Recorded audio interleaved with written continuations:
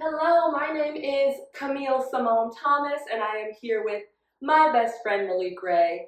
Woo woo! For the Been Here podcast. Now, before we get into this interview, I'm going to read Maleek's big bio. Maeek Rae is a chain breaker from the east side of Detroit, exercising their pen by wrapping word in flesh, expressed through their work as playwright, director, lyricist, and performer. Maleek works to create theatrical landscape where the first shall come last and the last shall come first, crafting realms where the fiend and the caged carry royal blood and assignment. As a recipient of the 2025 Princess Grace Foundation's Theater Honoraria, the New York Stage and Film Founders Award, and an inaugural recipient of the 2025 MC Libby Commission, was playing on air for their play Father's Sin. Maleek creates theatrical offerings that live at the intersection of Battle Cry and Victory Lap. Maleek's plays include the Gutta Trilogy, Lovebirds or How to Fix a Broken Heart in a Day, and co-creations such as Ghetto Alchemy, A Lunchroom Survival Guide, and Body Count with collaborator Amani Malia. As a performer, Maleek's credits span theater, film, and TV, including NBC's Law & Order SVU Organized Crime, HBO's Random Acts of Flyness, and Peacock's The Best Man, The Final Chapters. They have also been featured in Terrence Nance's Swarm exhibit at ICA Philadelphia and worked as a commercial and motion capture performer. Maleek has been an artist in residence or fellow at institutions such as High Arts, Jack, Nancy Mancherian's The Cell Theater, The Tank, Brooklyn Arts Exchange, Target Margin Theater, The Laundromat Project, and Space on Ryder Farm. Maleek, how are you doing today? I'm feeling good, bestie. How are you? Nervous. It's my first podcast episode and the microphone situations are not doing what I need them to do, but we are here. We are here. We've been here. Okay, amen. So first, let's talk about how we know each other. We met summer before 10th grade, Asia skating party. Yes, we've been best friends since That was 2011. 2011. Because when we started high school 2010. Yeah. So our first summer was summer 2011. Wow. If I click this here, we're just going to see what happens. Yeah. Okay. Yo, big brain. Yeah, and I just want to give you your flowers as the kindest person I know. You know, words of affirmation are not my love language. I prefer quality time or acts of service.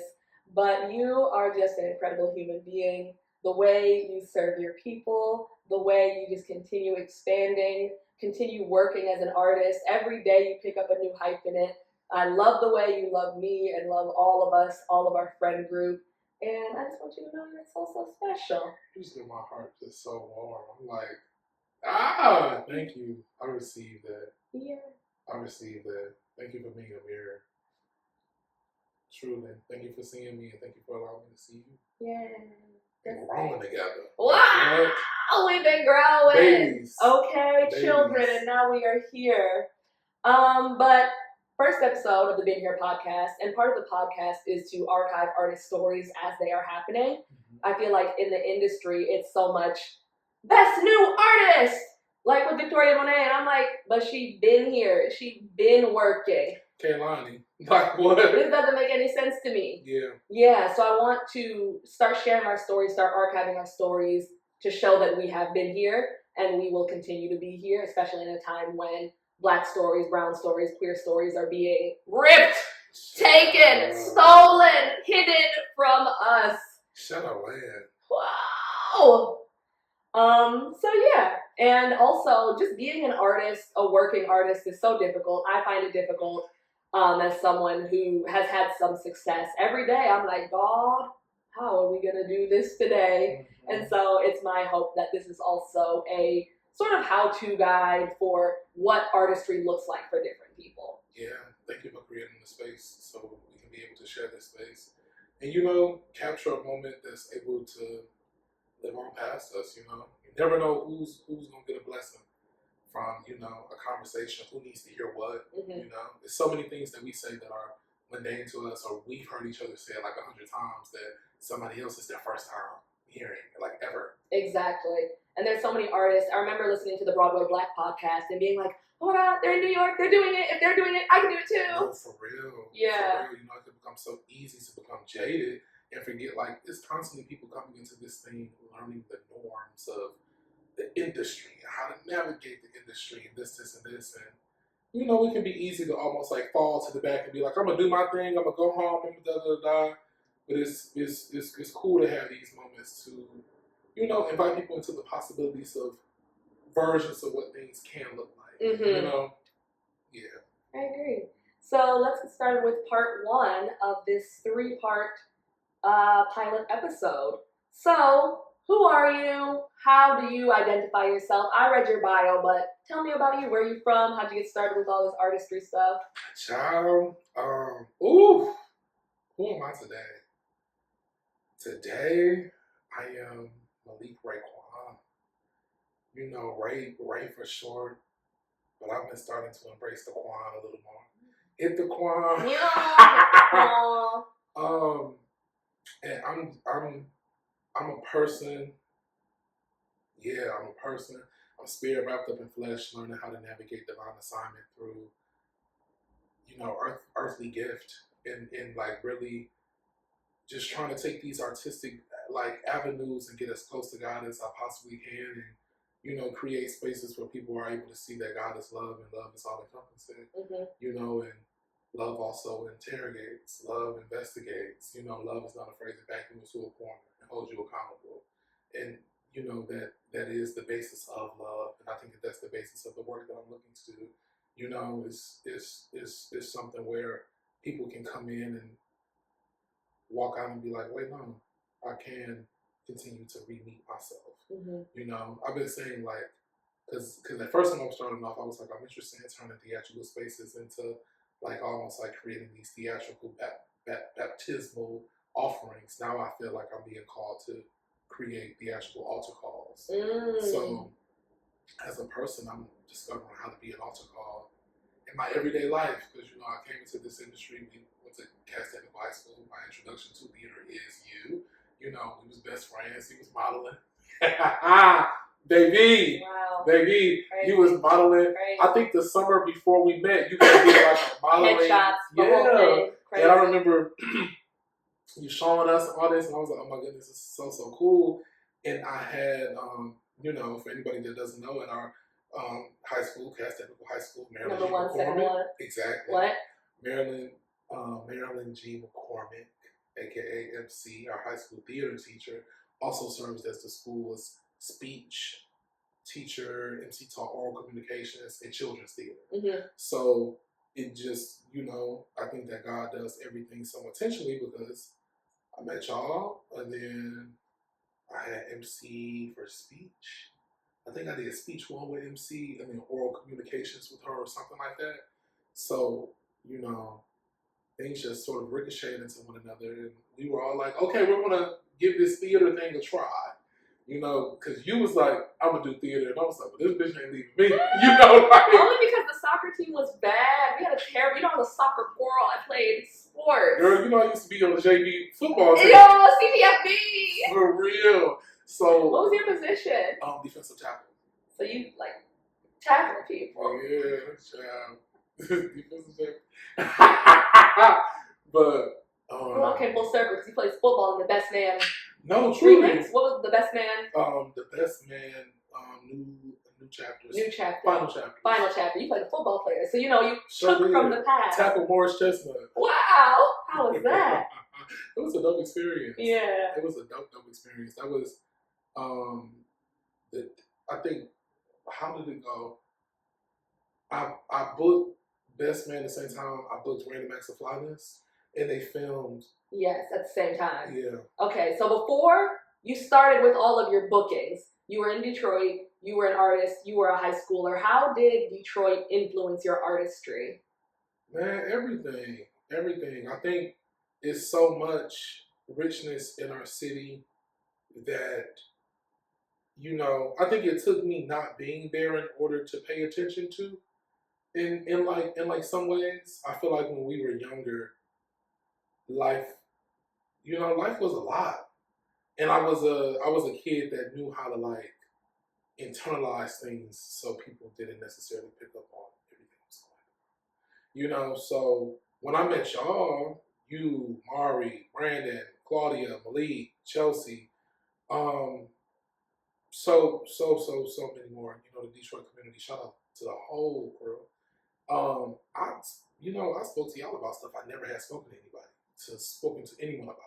So y'all were my first introduction also to me being aware of the culture that I was growing up in. Because, I think being from Detroit, I knew about my family. And I still didn't even know about so much of my family history. But, there is a culture to coming from the city, to coming from the D. Everybody is a celebrity. Okay. Everybody is. It is beautiful because, we come from a city where people walk around like they are of royal blood because we are of royal blood. Mm-hmm. But the introduction to the theater was the time to be amongst the royals and sort of let the guard down some and be like, hey, and start to almost question life some. Yeah. So, but now in my work, getting older, I feel like I've been able to understand even more like what it means to come from Detroit. Mm-hmm. And so who is in your artistic lineage both from Detroit and not from Detroit? Artistic lineage? Toni Morrison. Toni Morrison, most definitely, not Detroit, but spent a lot of time Ohio, and we share the waters. Mm-hmm. Share the waters. Nina Simone.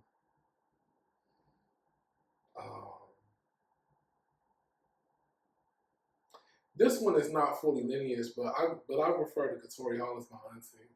Okay, come on, P Valley. Dominique. Mauricio. Absolutely. Yeah. Just for the people who don't know. Yeah. You gotta know stuff. Like, oh my goodness, it goes so deep because then I start thinking about shit. Anita Baker, Kim, like Tyree Guyton, like MC. It just starts to ricochet. Bone Thugs. And Harmony, for those who don't know. Slum Village, just like really starting to think about the influences that have been around me my whole life that I just normalized. That like now I'm getting older. I literally was just listening to Angel by Anita Baker yesterday, and I was like, "Yo, this song do something for me that I never even questioned because it would just come on." Detroit radio is different. Yeah. The moment I get like when I'm driving from New York to back home to Detroit, the moment I get close enough to turn on the radio station, one of the first things I do. Yeah. The Detroit radio is different. Yeah. It's different. So that's such a good question. And then in terms of my lineage of my family, Joseph Gilbert, Marie Gilbert. Because your mom bakes. Not even cooks. Yeah. Yeah. And that's an art. Cooking. Good cooking is an art. Truly, yeah. And then most recently I was during my high arts residency, I was working on part 2 of my Gutta Trilogy series. And, part 2 is called Grandfather Taught Me How to Burn. And I was doing research on my great grandfather, who was in World War II and was a sergeant in World War II, one of the only black sergeants. And I found out that he had medals for doing theater. Oh, wow. Over during World War II. It's wild. I wonder what shows he was in. Did he write these shows? Is there any text? I'm so curious about it. Yeah. I'm so curious about it. I really want to write to try to get his medals. Yeah. Because they're somewhere just all boxed up. Oh wow! How did you find out he had these medals for doing theater? How did this come about? Found the paper. One of my a newspaper. One of my great cousins wrote on him, where she interviewed him, and she wrote when she was in college at Wayne State. She wrote a dissertation about him. It really is in the blood. Okay. Mm-hmm. Wow, that's beautiful. I'm kind of switching. What is a challenge that you've overcome in your artistry?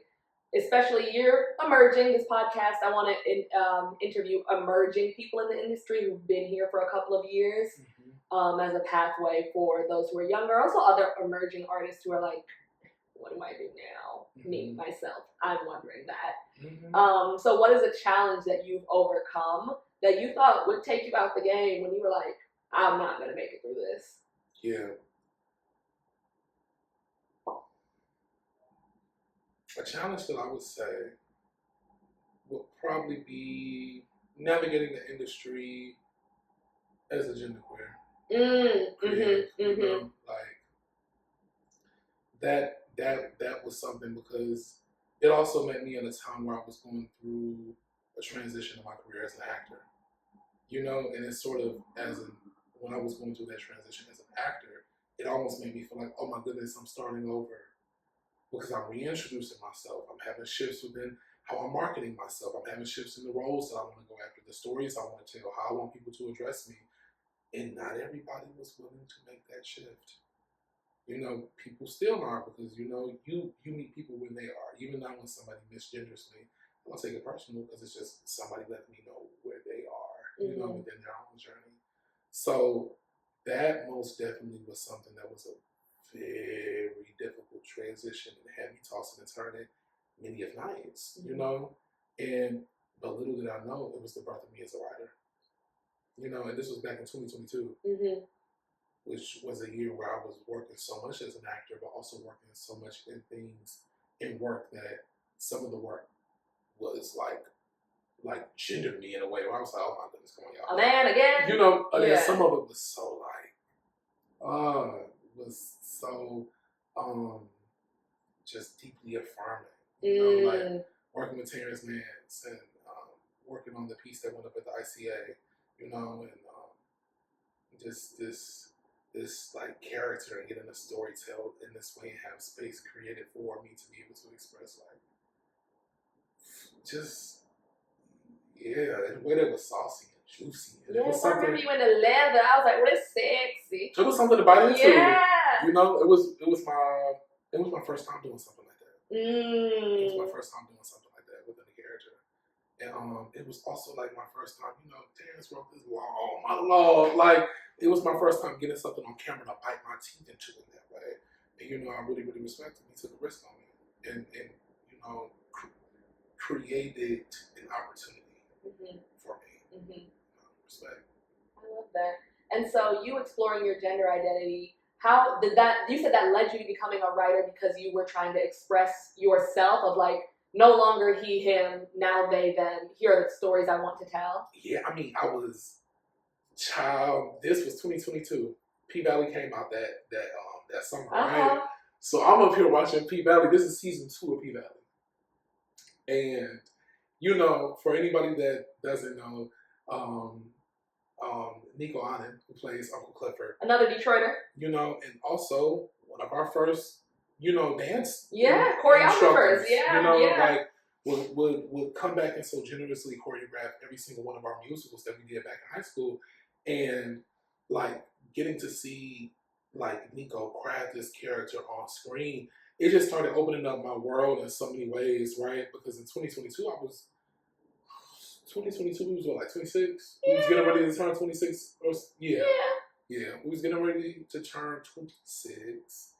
And that summer I had booked the project. I was preparing for the project. And the project was something that really, really required me to be like introspective and reflective. So I'm just thinking about life, man. You know, I'm thinking about life. Yeah.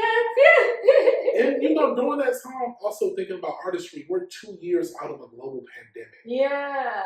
When I think about it, actually was still in a global pandemic. Yeah. When I was filming that year, we were still having the COVID test. You know, and it was like the project fell through on the day before the first rehearsal was supposed to start.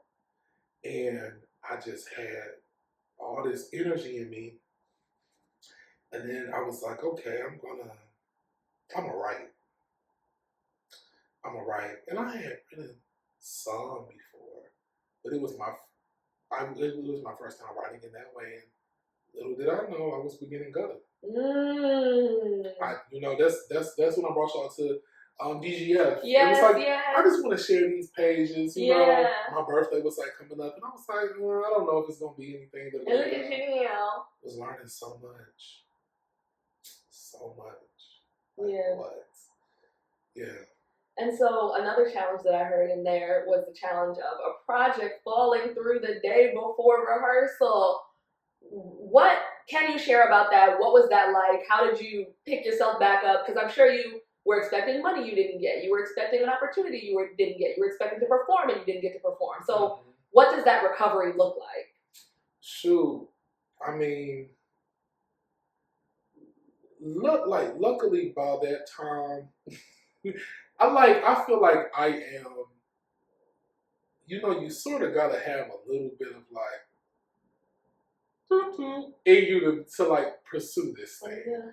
You unstable. You gotta have a little bit of it because we just be like, listen, it's gonna work out some way. Somehow, God is gonna make a way. But I really, really do remember being like, look, God not gonna take nothing from me without like giving it back to me tenfold. Little did I know God was giving it back to me a millionfold. Period. Like if that opportunity didn't fall through, not saying I wouldn't have discovered myself as a writer, but maybe not in that moment, in that instant. Yeah. And I think that it was almost like a cycle, and that really does feel like a divine moment where I was able to catch it. Yeah. And it's not that it wouldn't have come back around, but I would have had to wait for the cycle to present itself again. And to start writing and this, this trilogy before I knew it was a trilogy back in 2022, and then by the time 2025 comes, it's like residency here, my first playwriting award, my first award as an actor, and it being these huge things, and it being on the back of a big developmental year for part one of the trilogy, ceremonies for Alligator Bay. So it was really just one of those things where I was like, listen, I can't stress it. I can't. And I think it's also like I didn't want to be greedy, because I mean, not that it's greedy, but in 2022, the year before, I had did 3 episodes of Law and Order Organized Crime, and then at the top of 22, I booked Buffalo Wild Wings, a national commercial spot, Random Acts of Flyness, Best Man Final Chapters, and then I booked the project. The NDA is still standing strong, so I mean, I think I know what this one is. Yeah. Okay. Yeah. I mean, but it's an NDA. I don't know what it is. Exactly. We don't even know. So then it's that, and then I booked Mud Road, Dominique's play that was going up at Premiere Stages, and then I was working on Terrence. I was working with Terrence on even more work. So it was one of those things where I was like, oh my goodness, so much was happening. I was looking up and I was creatively getting to explore so much, and I was being supported by community. So when that thing had fell through, it was just like, I was curious. Yeah. I was curious because it was a lot. And then it was like, I was in callbacks for a show on Broadway. I didn't get that. And then I was like, what is God doing? What is God cooking up? So, yeah. Yay. Is there anything else you'd like to say about the beginning of your journey before we take a brief break, and then we'll get into part 2? Part 2. The beginning, the genesis. I think the thing that probably is on my heart to say is like, when I was a kid, people thought I was mute. I didn't really speak. I didn't really start speaking like I do now until I met y'all. Yeah. Because y'all really are. In high school, really? Oh, wow. You were so friendly at that skating party. I was like, I hope I get to be their friend. And then we were in Miss Aquí Femos class. Yes. Yes. God. Amen. God. Literally just walked in on the first day of school like, oh my goodness. And then, what? It's just interesting, like how much lived in silence as a child that now I get to explore within the artistry, and like just how richness, just how rich that like process and that point of life is. Even though, it's like sometimes children go through the most devastating things, because even if something isn't the biggest thing to an adult, if you've only had 5 years of life, if you have one bad week, that's crazy. That's a quarter of your life, like it damn near feels like, because I can't remember being 1 or 2, so it's like, if I'm 5 and something happens, it's like, oh my goodness, this is enough to change how I view myself. And I think that so much happened when I was a child that constantly had me questioning my worth, my place in this world, my value in this world, and as I grew, it really had me questioning, do I even deserve to be in this world? And it's so You know, it's just so interesting. Like I say in MVP, the tail became the head. You know, and like just to be able to see what happens when you don't give up on it. And I'm so grateful for the people God has put in my life because y'all have been testament to that. Y'all have been reason to choose another day and to keep going. You know, so if it wasn't for the people that God put around me, I may not be here right now. And that to me is so rich that we can even do this. So, you know, I thank you for being a part of my rebirth and my genesis. Because you know, you coming into my life changed my life. And I'm so grateful that you invited me in to be a part of your genesis. Yay, we're here. We are going to stop with this episode right here. We've talked so much about how Maleek has gotten to this point in their life. And in the next episode, we're going to be talking about where they are now, what they're working on, what challenges they have now as an emerging artist. You've heard they've gotten some fellowships, they've gotten some awards, they've been on national commercials, they've been on TV.